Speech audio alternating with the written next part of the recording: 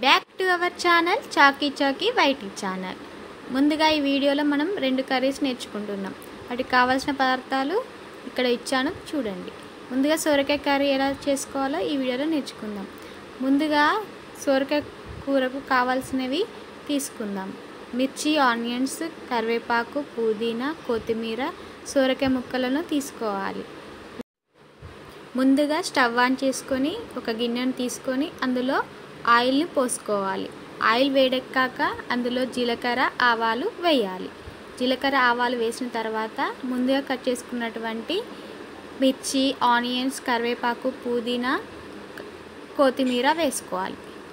ఒక 2 నుంచి 3 నిమిషాల తర్వాత ఆనియన్స్ అనేది గోల్డెన్ కలర్కి వచ్చాక అందులో అల్లం వెల్లుల్లి పేస్ట్, 1 స్పూన్, పసుపు చిటికెడంతా వేసి కలుపుకోవాలి.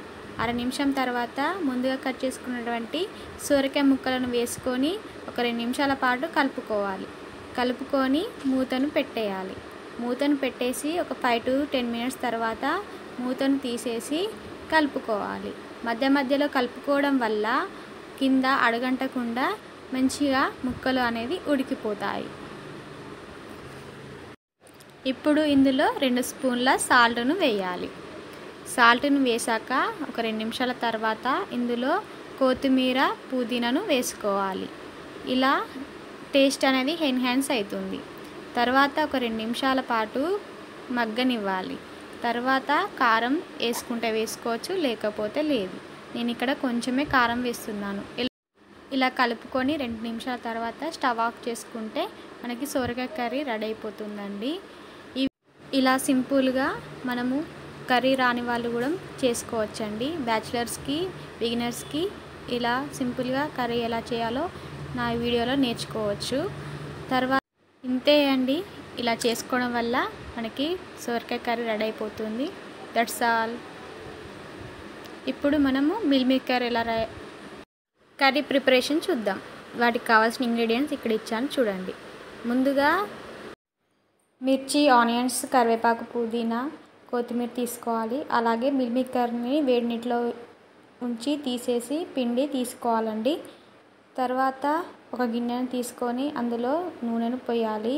నూనె వేడెక్కాక అందులో జీలకర్ర, ఆవాలు వేయాలి.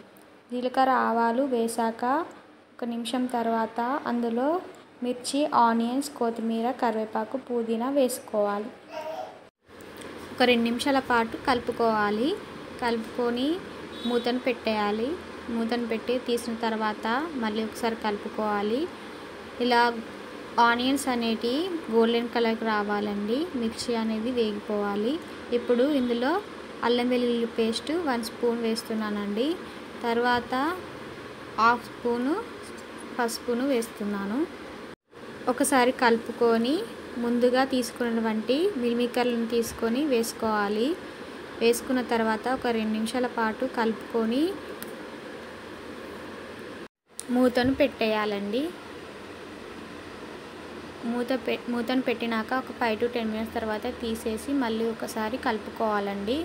ఇలా కలుపుకోవాలి. మధ్య మధ్యలో కలుపుకోవడం వల్ల కింద అడగంటకుండా, మాడిపోకుండా ఉంటుంది. ఇలా కలుపుకొని మళ్ళీ ఒకసారి మూతను పెట్టేయాలండి. మూతను పెట్టి మళ్ళీ ఒకసారి తీసేసిన తర్వాత ఒకసారి కలుపుకొని ఇందులో 1.5 స్పూను సాల్ట్ను వేస్తున్నానండి. సాల్ట్ను వేసుకొని ఒక 2 నిమిషాల పాటు కలుపుకోవాలి. కలుపుకొని 2 నిమిషాల పాటు మూతను పెట్టుకోవాలి. ఒక 2 నిమిషాల తర్వాత మూతను తీసేయాలండి.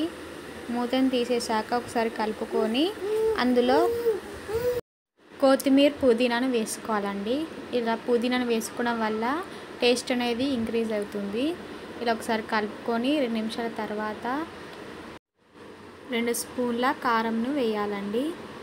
ఇంతే అండి, కర్రీ అనేది రెడీ అయిపోతుంది.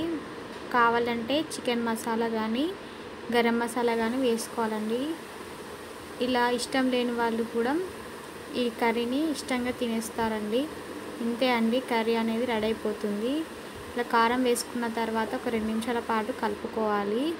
ఇంతే అండి, కర్రీ రెడీ అయిపోతుంది. స్టవ్ ఆఫ్ చేసుకొని సర్వ్ చేసుకోవడమండి. ఇలాంటి వీడియోల కోసం నా ఛానల్ని సబ్స్క్రైబ్ చేసుకోండి, షేర్ చేయండి, కామెంట్ చేయండి, లైక్ చేయండి. కింద ఉన్న బెల్ ఐకాన్ని కొట్టండి please. That's all about today. Bye bye. Thank you for watching. Bye bye.